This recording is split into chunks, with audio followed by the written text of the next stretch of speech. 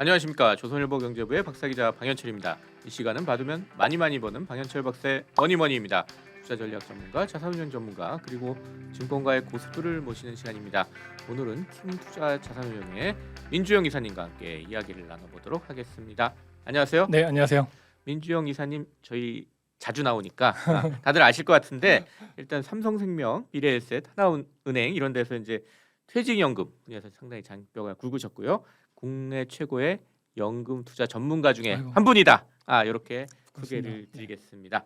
오늘 저희가 얘기해 볼 내용은 퇴직연금 디폴트 옵션 제도 이건데요.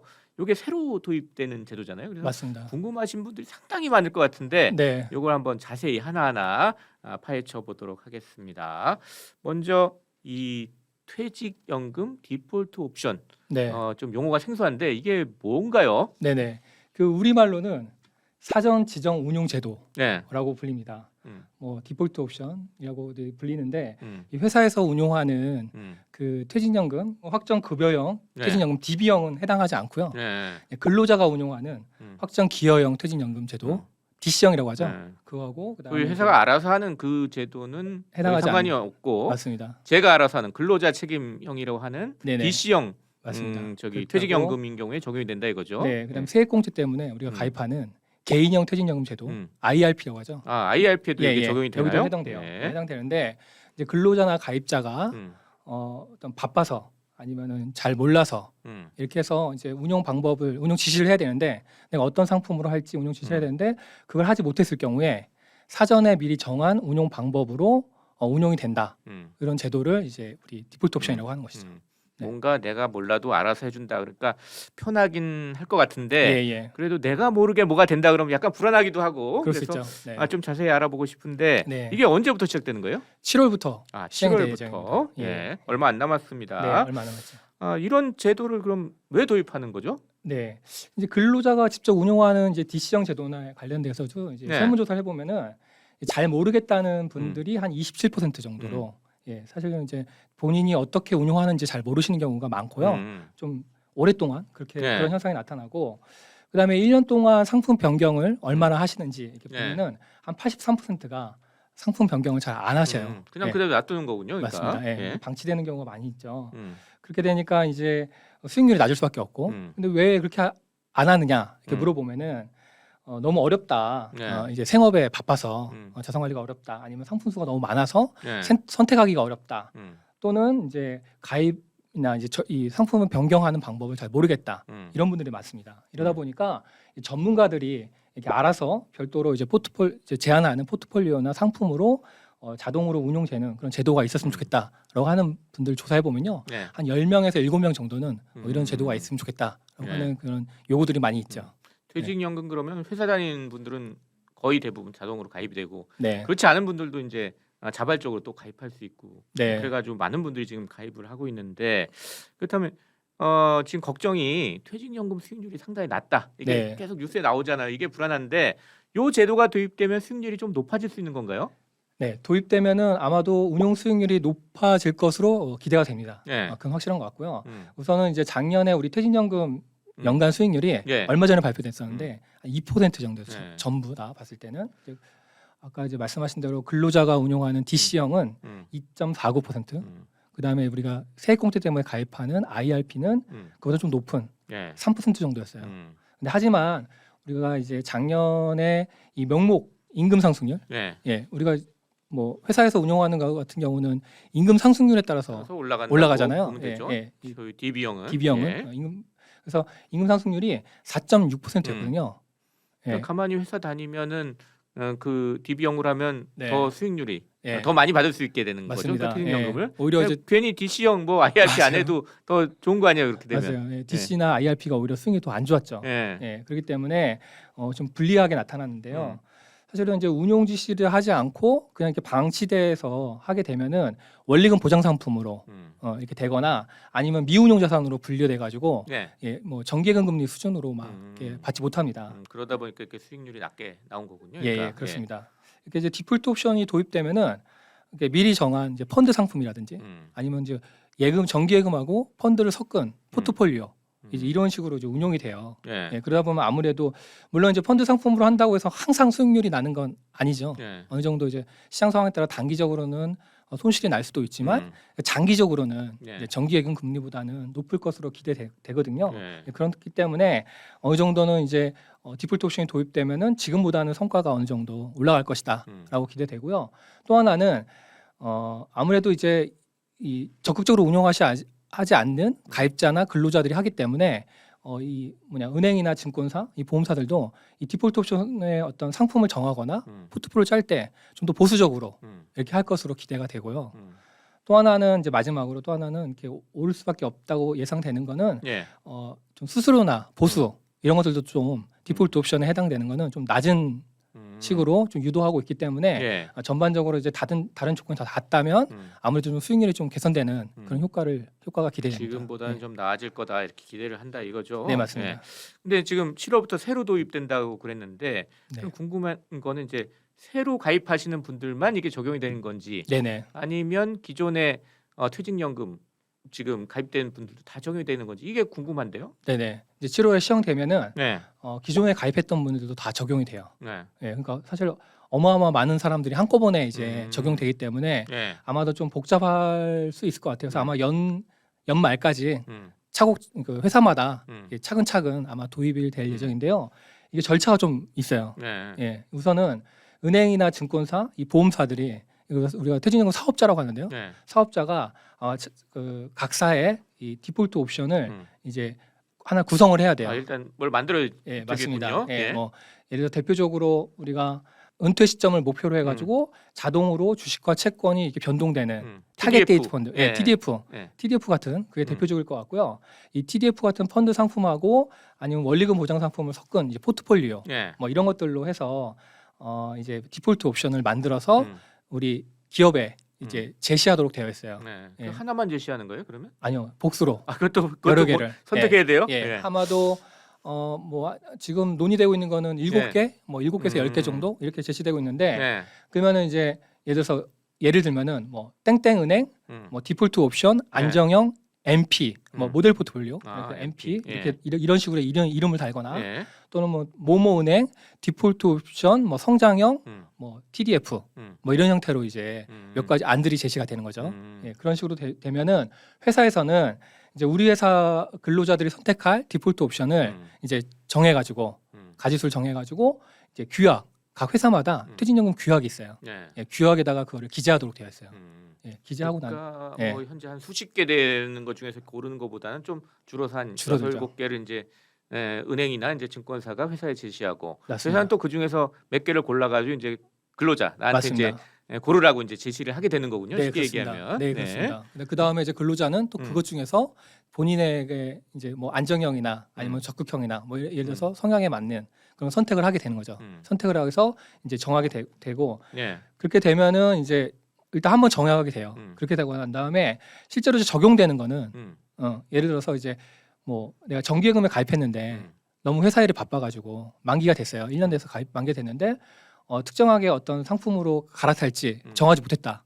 이러면은 이제 그 금융회사에서 연락이 와요. 이제 빨리 운용 지시를 해야 되는데 지시하지 않으면은 디폴트 옵션으로 갈 것이다. 그렇게 해서 한 6주 정도 이렇게 2번 정도의 연락이 오고 네. 그래도 지시하지 않으면은 우리가 이게 미리 정했던 디폴트 옵션으로 이제 운용이 되는 겁니다. 자동으로 넘어가게 된다. 네네, 그래서 그렇습니다. 디폴트다 이렇게 이해를 하면 되겠네요. 네네.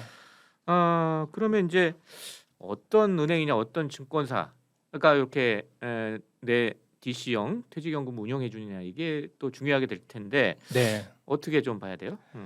네, 맞습니다. 그 은행이나 증권사, 이제 보험사들은 이제 어떻게 디폴트 옵션의 어떤 이제 그 구성을 할 것인가 이걸 네. 봐야 되는데 각 회사마다 이 운용의 현황이나 수익률 이런 걸 공시하도록 되어 있어요. 예, 공시하게 돼 있으니까 자연스럽게 다른 이제 은행이나 금융회사보다 더 높은 수익률을 올리기 위해서 네. 예, 수익률을 올리기 위해서 이제 경쟁하게 되겠죠. 예, 그래서 장기적으로 좀 높은 수익률을 올릴 수 있는 그런 펀드를 골라가지고 이제 디폴트 옵션을 운영할 건데요. 만약에 그렇지 않고 기존에처럼 뭐 계열사 상품으로 한다거나 뭐 이렇게 하게 되면은 그런 형태도 많이 나타나는데 이렇게 서로 경쟁하면은 좀 그런 것들이 좀 개선될 것이라고 네. 이제 그렇게 예상이 됩니다. 그러면 마음에 안 든다. 네. 내가 그러면 다른 은행이나 다른 증권사로도 갈아탈 수가 있게 되는 건가요? 그럼요. 예, 우리가 뭐 DC형 같은 경우는 회사에서 이제 음. 아마도 복수로 여러 사업자를 하고 있기 때문에 네. 언제든지 옮길 수 있습니다. 네. 그렇다면 좀 더 높은 수익률 제시하는 쪽으로 이렇게 좀 자금들이 옮겨갈 네. 수도 있겠네요. 네, 그럴 수 있죠. 그것도 잘 관찰을 또 해야 되겠고. 네, 맞습니다.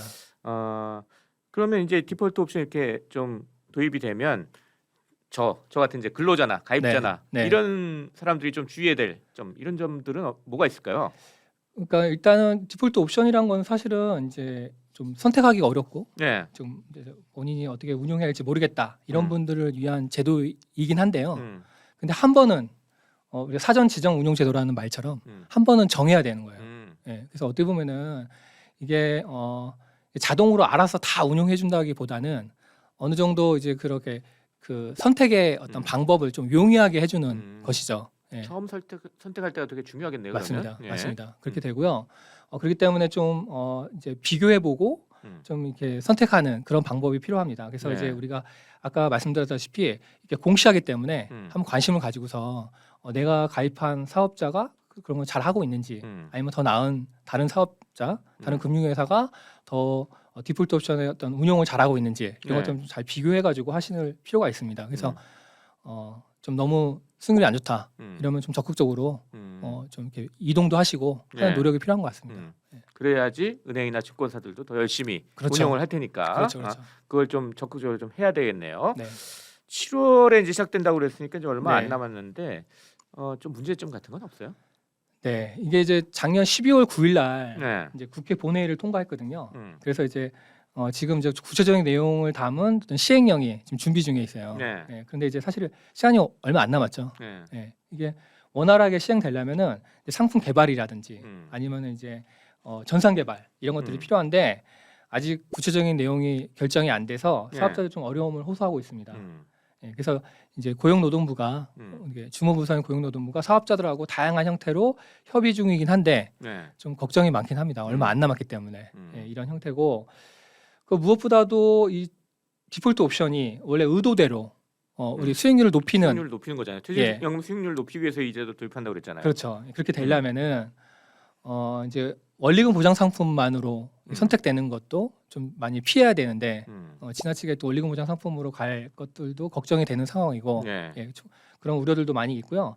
또 하나는 아까 말씀드렸다시피 이 금융회사들끼리 서로 경쟁해야 되는데 우리가 이제 뭐 금융당국도 그렇지만 가입자분들이 관심이 없고 지금처럼 가만히 둔다면 아무래도 그냥 뭐 계열사 상품을 하고 정기예금을 할 가능성이 있거든요. 그래서 우리가 저도 이제 뭐 우리 가입자나 근로자분들도 좀 더 적극적으로 좀 비교해 보시고 더 나은 사업자로 이렇게 옮겨가고 이런 노력을 좀 해주시는 것이 디폴트 옵션의 원래 본래 취지에 맞도록 하는 방법이 아닐까라는 생각이 듭니다.